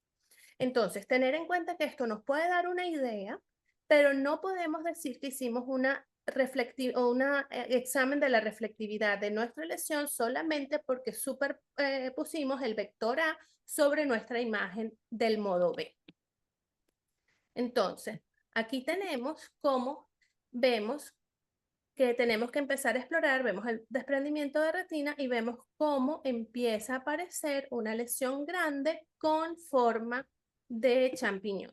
A veces los champiñones no están tan perfectos, no son tan bonitos, pero si se fijan, pues sí tiene la forma de un champiñón. Vemos como aquí, vemos como aquí la membrana de Bruch se va rompiendo y hace como una pequeña partecita adelante acá. ¿Ok? Aquí tenemos otro melanoma, este es un melanoma pequeño, estaba muy cerca de la fobia, ¿ok? Y entonces aquí tenemos la ecografía. La ecografía modo B también nos permite hacer la medición de los tumores, ¿ok? Es importante que tenemos que medir la base del tumor y tenemos que medir la altura. La altura del tumor en el modo B, debe coincidir con la distancia, que es la medición que hacemos de nuestro tumor en el modo A. Este era un melanoma totalmente confirmado. Miren cómo esta reflectividad es una reflectividad baja. Ni siquiera las espigas me llegan a la línea media. Entonces esto ya es una reflectividad baja. Y pues lo que les comenté antes, si tenemos disponibles otras métodos diagnósticos más el examen clínico del paciente, podemos hacer un diagnóstico mucho más seguro de qué es lo que está pasando con ese paciente. La parte de extensión extraocular es supremamente importante. ¿Por qué? Si nos fijamos acá, vemos como aquí si tenemos un champiñón que está un poquito mejor, vemos como este desprendimiento de retina está en los bordes del tumor, pero usualmente en los melanomas el desprendimiento de retina no se da en la parte superior de la lesión. Como que hace ese efecto de empujar la retina, no siempre, pero no la desprende, o simplemente muy pequeño la cantidad, pero en los bordes de la lesión, en los hombros, siempre hay desprendimiento de retina. Y si vemos aquí, en esta zona, vemos cómo esta lesión está comunicada y cómo ya ha empezado a invadir esta zona de atrás, que es la extensión extraocular. Aquí tenemos otro ejemplo, como este melanoma ha venido aquí y ha creado esta vía de escape y ha creado toda esta zona de extensión extraocular. ¿Qué es lo que pasa con la extensión extraocular? Que dependiendo del nivel de extensión extraocular que tengamos, ese paciente ya no le vamos a proponer solamente una placa, probablemente le vamos a proponer una enucleación o, dependiendo de la extensión, incluso exenteración. Dos cosas importantes de qué tenemos que hacer con los tumores. Primero, tenemos que tratar de centrarlos lo más posible en nuestra imagen. ¿Por qué? Porque al momento de medirlos nos va a permitir accesar a la imagen completa del tumor. Es decir, ponemos el tumor completo en nuestra pantalla. Los tumores, la altitud, siempre los medimos en los cortes longitudinales. Sabemos que esto es un corte longitudinal, nos explicaron muy bien, los cortes longitudinales tienen que tener la sombra del nervio óptico abajo y tienen que tener el músculo y podemos tratar de ver su inserción. Entonces, este es un buen corte longitudinal, ¿ok? Todo lo que está entre el nervio óptico y la inserción corresponde a mi cuadrante. Aquí voy a medir la altura de mi lesión. Y en los cortes transversales, ven que ahora no tengo esa imagen, lo que tengo es la imagen del músculo que se está acercando a su inserción, mi transductor se está acercando a la inserción y veo la imagen del músculo, reconozco que esto es un corte transversal, mido la base de mi tumor, ¿ok? Entonces, estas son las dos medidas, longitudinal para la altura, transversal para la base. Algunas veces la base es muy amplia y no me cabe, no la puedo montar total. Entonces uno les hace pues unas mediciones un poquito aproximadas. Y en el modo A tengo que tratar, el modo A es más fácil hacer ecografías del modo B. El modo A no es imposible, pero necesitas un poquitito más de práctica. Entonces, ¿qué es lo importante para tener un scan de modo A correcto? Que yo pueda montar, mi primera espiga es mi retina. Tengo que tratar de estar lo más perpendicular a mi lesión. Entonces, trato de ubicar mi lesión por las fotos, por el examen clínico y por mi ecografía modo B.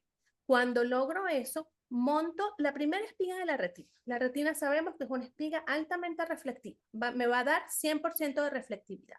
Después, lo que tengo en el medio, porque estoy dándole de frente a mi lesión. Todos estos ecos corresponden a la lesión como tal. Como dijimos, esto es una reflectividad media-baja, ¿ok?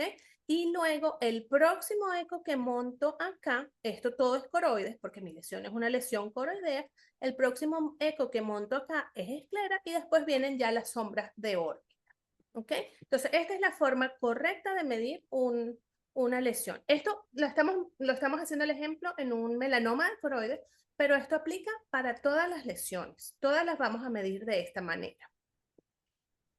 ¿Ok? Este es un artículo bien interesante de Di Nicola y Basil, que son buenos amigos. Ellos en Cincinnati encontraron que esto, miren cómo se veía esta lesión prácticamente plana.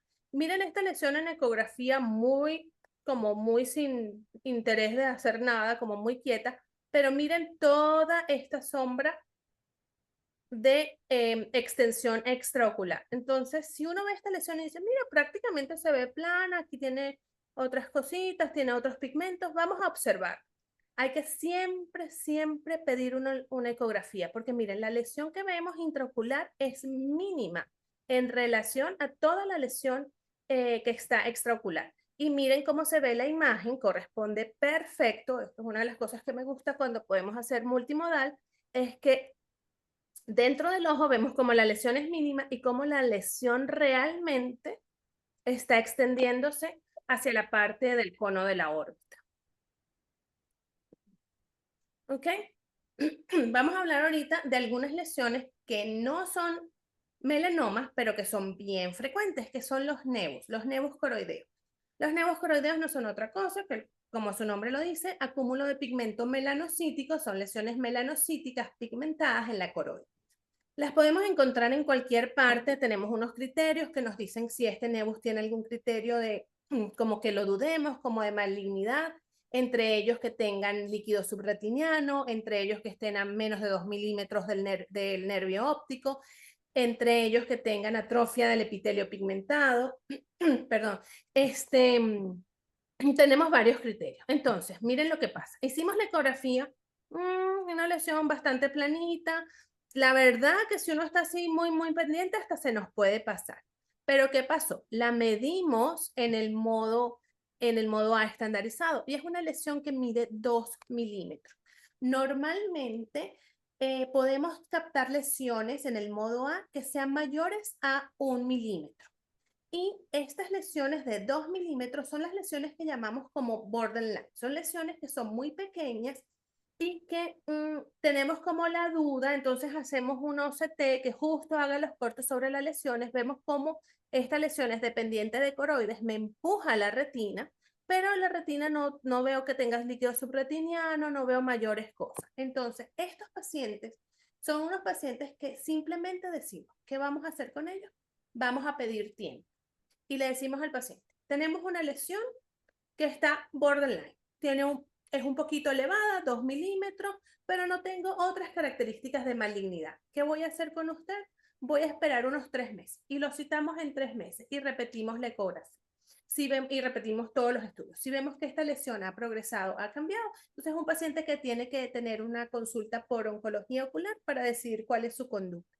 Si es un paciente que se ha mantenido estable, lo podemos hacer seguimiento cada 3 a 6 meses y solamente observarlo. Son los que llamamos lesiones melanocíticas con riesgo de malignidad. ¿Cuántas progresan? Alrededor de como el 50% hacen algunos cambios, no necesariamente cambios a malignidad, pero entonces empezamos a tener drusen, empezamos a tener líquido subretiniano, esos los seguimos, ¿ok? Este es un hemangioma, entonces se los quiero mostrar porque miren la diferencia. También lo vemos aquí como una lesión como medio pigmentada, vemos aquí en la autofluorescencia como con exudación, ¿qué está pasando? Pero miren la lesión en el modo B. No es un domo, no es un champiñón, una lesión sí, es dependiente de coroides. No tengo mayor desprendimiento de retina en los bordes, en los hombros de la lesión. Y miren cuando hacemos la ecografía estandarizada modo A, es una lesión predominantemente de reflectividad alta, muy alta, ¿ok? La mayoría de mis picos están aquí.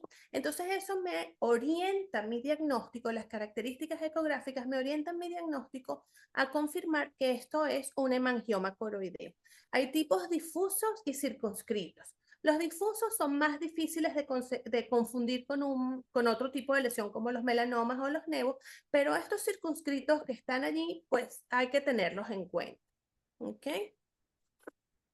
La otra cosa importante de las metástasis, de los melanomas, es que ellos metastizan, como lo comentaba. En los hombres, el 40% de las metástasis coroideas vienen de cánceres pulmonares. En las mujeres, el 68%, casi el 70% vienen de mama, ¿ok? Pero hay una cosa importantísima aquí. El 35% de los pacientes hacen una metástasis de coroides. No tienen un primario definido al momento del diagnóstico. ¿Qué pasa con estos pacientes? De repente dicen, no estoy viendo bien y van al oftalmólogo. Lo examinan y hay una masa en la coroides. Estas masas son muy diferentes a las masas de melanomas. Usualmente son amelanóticas, son más como amarillitas. Los pulmonares en los hombres hacen multifocales, los mamarios son más centralizados. Pero ¿qué pasa? Si nosotros vemos una masa que la diagnosticamos, ese paciente lo tenemos que mandar inmediatamente a oncología, porque ese paciente tiene altas posibilidades de que tenga un primario que no se ha descubierto y que no se ha estudiado. Entonces aquí tenemos unas metástasis. Esta metástasis es una metástasis de pulmón. Vemos cómo es multilobulada. Aquí tenemos, y miren lo que les quería mostrar, el desprendimiento de retina. Los desprendimientos de retina de las metástasis son masivos, son llenos de líquidos, son desprendimientos serosos masivos. Miren, está apenas unido al nervio óptico, pero está totalmente desprendido. Ven que esta lesión no tiene forma de champiñón y que se extiende por toda esta zona, no se acaba aquí, se extiende incluso hacia adelante. Entonces, estos pacientes a veces no se ve, el desprendimiento de retina es tan buloso, tan abombado, que no nos deja ver la lesión de abajo. Entonces, y por supuesto no conseguimos un agujero, decimos, bueno, pero este desprendimiento de retina no parece regmatoide.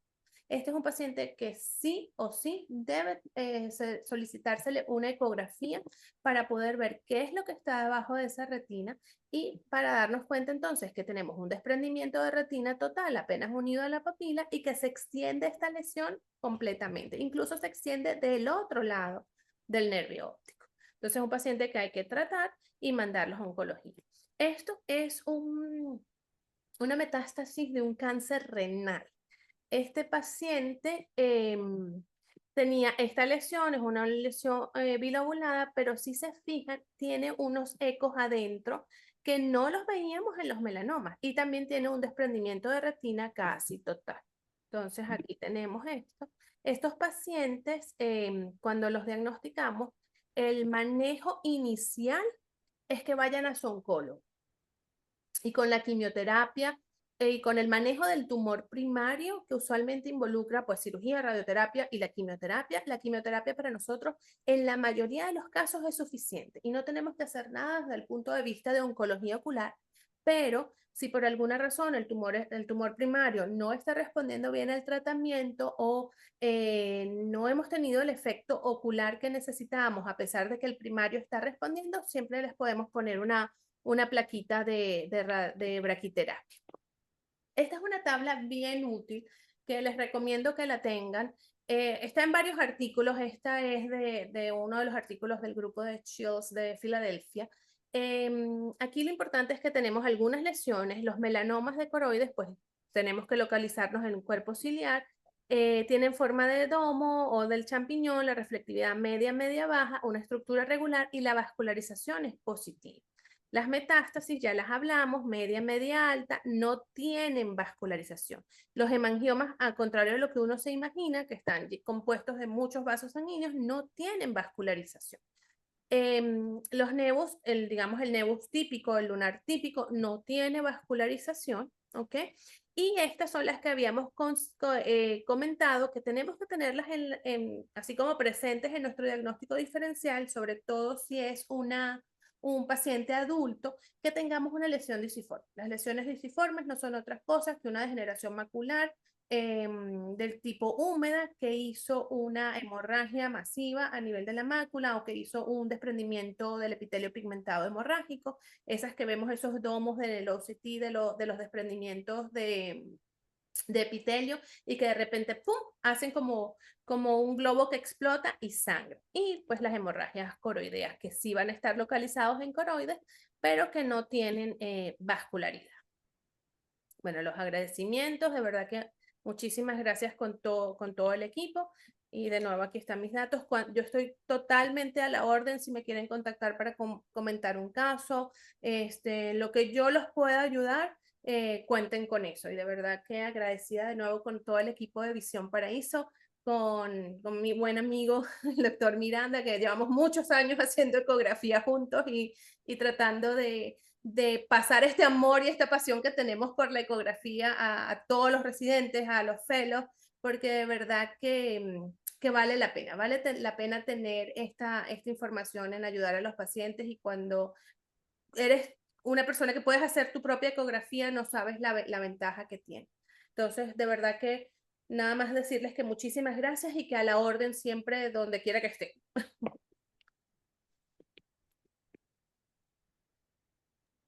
Muchísimas gracias. Bueno, como bien les comentó Antonio, el VM también resulta una herramienta bien particular para evaluación de complicaciones que se presentan posterior a la cirugía. Ya hicimos una vasta descripción de lo que es la biomicroscopía ultrasónica.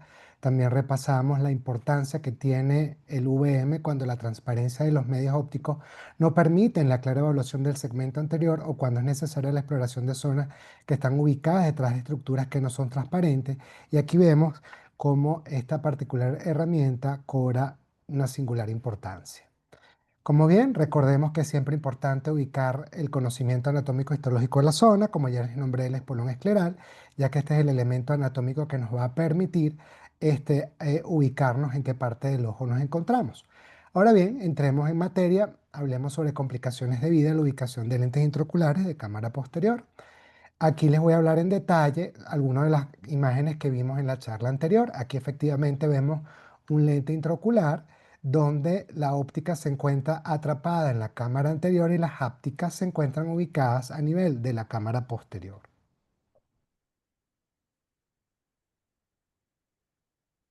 Adicionalmente, vemos en este caso donde cuando analizamos las estructuras, vemos que hay un aumento de la reflectividad a nivel del estroma corneal con la presencia de edema. Vemos esta zona irregular aquí a nivel del endotelio y vemos la colocación de un lente de cámara posterior colocado en la cámara anterior. Y cuando vemos con detalle, podemos ver que el áptica entra en contacto con el endotelio y es el causante de la descompensación.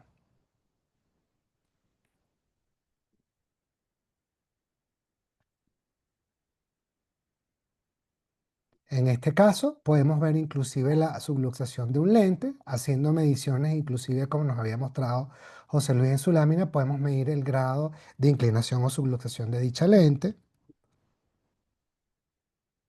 Este caso es un caso bien interesante en el cual vemos que hubo una discontinuidad de la cápsula posterior.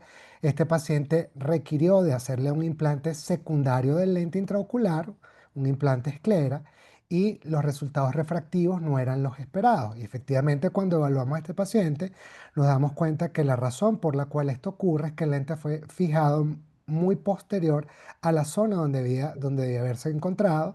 Vemos que el mismo se encuentra ubicado a casi 1 milímetro de distancia de la cara posterior del, del iris. El UM es una herramienta magnífica para evaluar la ubicación de los lentes implantados de manera secundaria en la esclera. Este caso en particular les había mostrado que efectivamente se podía evaluar también las presencias del áptica. El áptica había salido de la cápsula, del saco capsular, había entrado en contacto con el cuerpo ciliar y era el responsable de este proceso inflamatorio que vemos acá. Adicionalmente, aquí tenemos varios casos donde vemos la colocación de lentes de cámara posterior colocados en la cámara anterior, cosa que no debemos hacer, y vemos que Evaluamos nuevamente a este paciente y nos damos cuenta que hay una pérdida de la transparencia corneal con aumento de su reflectividad debido a la presencia de un edema. Y efectivamente, una de las tantas causas por la cual se descompensó esta córnea, en este caso ya no es por el contacto de la óptica, sino por el contacto de la propia óptica con el tejido corneal. Este otro caso bien particular, nosotros si analizamos toda esta estructura, vemos aquí que está el cuerpo ciliar, vemos que hay algo de restos capsulares, vemos que el iris se encuentra siniqueado a la cara posterior del cristal, de la córnea, y vemos que el lente está anteriorizado, quizás por un evento que trajo como consecuencia presión positiva a nivel de la cámara vítrea que anteriorizó dicho lente. Hacemos la evaluación de este caso también. Aquí vemos que hay una discontinuidad de la cápsula posterior. Vemos que hay restos capsulares y zonas de fibrosis en el remanente de la cápsula que quedó en este paciente. Vemos un lente de una sola pieza colocado en el sulcus. Vemos los primordios del iris acá y vemos la pérdida de la transparencia. Recordemos que estos casos que estoy presentándoles acá son casos que no podían ser evaluados al segmento anterior debido a la pérdida de la transparencia de la córnea. Aquí hicimos énfasis con el VM y nos damos cuenta que hay la presencia de una sinequia posteriores entre el iris y la cápsula. Vemos también la presencia de restos corticales del cristalino. Muy bien, también podemos ver complicaciones debidas a la ubicación de lentes intraoculares fáquicos. En este caso, pues bueno, nos damos cuenta de que, si bien es cierto aquí podemos ver una iriectomía permeable, podemos ver que la colocación de este lente Artisan no se encuentra tan simétrica. Vemos que hay una mayor distancia de un extremo al otro y si hiciéramos una medición del clearance aquí, nos diéramos cuenta que la distancia del clearing de este sector iba a ser menor a la que tomada por este sector. Cuando seguimos evaluando, que vemos en la zona de sujeción del lente intraocular o este buckling que se forma con el iris, nos damos cuenta que también se encuentra descentrado.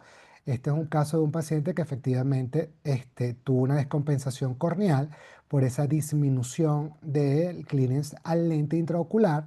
La córnea se puso opaca, ya no podía ser evaluado por lámpara hendidura, no se le hizo un seguimiento adecuado del contagio de células endoteliales y el paciente cayó en una descompensación corneal que terminó en un trasplante de córnea. ¿Ok? Si bien es cierto, como les dije anteriormente, el OCT es una herramienta, el OCT es una herramienta mucho más específica para evaluar la córnea, pero también podemos evaluarlas con el VM. Disculpen. Ok. Efectivamente, como les mostré en la lámina anterior, aunque vamos a ver otras con detalles, podemos evaluar la paquimetría en pacientes con edemas estromales, pacientes que presentan bulas, como podemos ver este caso. También podemos darnos cuenta en estos casos donde hay una disminución de la profundidad de la cámara anterior a expensas del aumento del estroma corneal. Este caso de aquí abajo es muy interesante porque nosotros hicimos una medición de la profundidad de la cámara anterior y nos damos cuenta que era de apenas 0,31 milímetros. Esto es lo que tenemos de cámara en este paciente. La evaluación también de las paquimetrías, como les mostré en el caso anterior, y aquí podemos evaluar inclusive casos de pacientes que ya han sido sometidos a trasplante de córnea. Aquí perfectamente podemos ver la unión entre el receptor y el donante, un botón bastante pequeño. Esta es una córnea que se descompensó y aquí tenía una bula gigante que tratamos de indicar y reflejar aquí en el estudio. En este caso, pues vemos un paciente con una lesión a nivel conjuntival que se extiende por encima de la esclera, pasa por encima del limbo y vemos que se extiende por encima de la superficie corneal. Vemos que los límites corneales están bien definidos.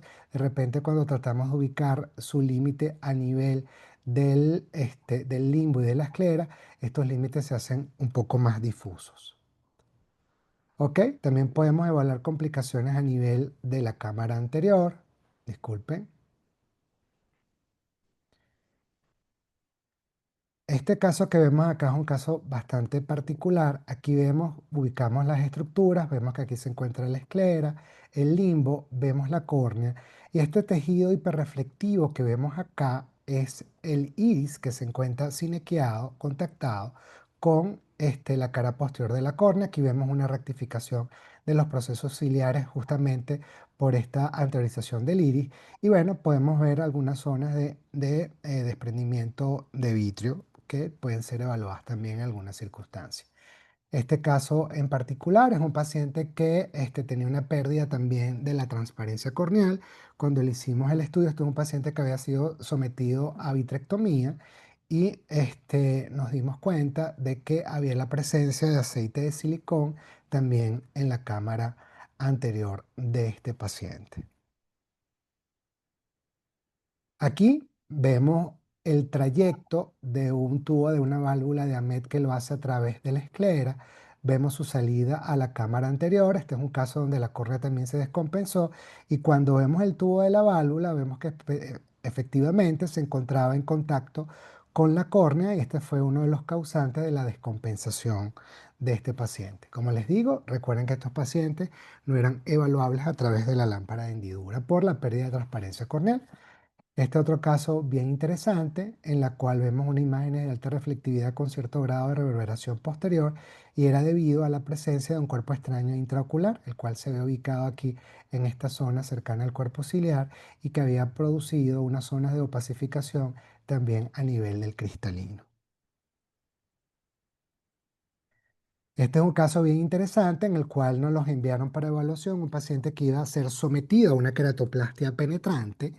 Y cuando evaluamos esto, esta zona que ustedes ven acá, aquí vemos efectivamente el cristalino, pero esta zona que ven acá no es la cámara anterior, esta es la cámara posterior del paciente que tenía una distancia de 2.6 milímetros.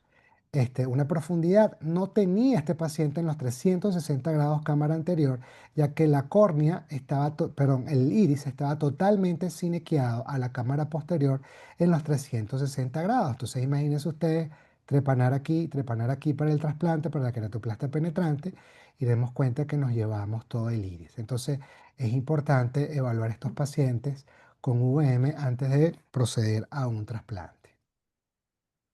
Aquí vemos otro tipo de sinequias, la presencia de sinequias anteriores también. Vemos la presencia de restos capsulares, restos corticales del cristalino. Nos vemos que hacia la periferia la cápsula está indemne, pero cuando nos centramos un poco más vemos la discontinuidad de la cápsula posterior y con la presencia también de algunas zonas de fibrosis. En este caso, vemos que efectivamente debido a la pérdida de la continuidad de la cápsula posterior, esa ruptura, el lente fue implantado a nivel del sulcus. Aquí nosotros podemos ver la clásica imagen, un segundito, del extremo de la áptica a nivel del sulco y podemos inclusive medir, si lo deseamos, la zona de contacto entre la cara posterior del iris y la superficie del lente intraocular. Este es un paciente que adicionalmente tenía un síndrome UGH modificado y parte de la razón de este síndrome era el constante roce del iris con la cara anterior del lente.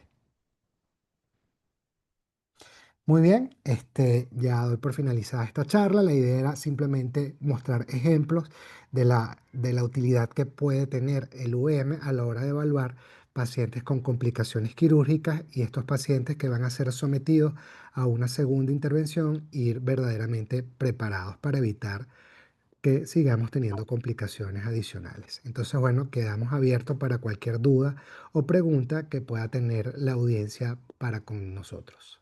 Muchas gracias.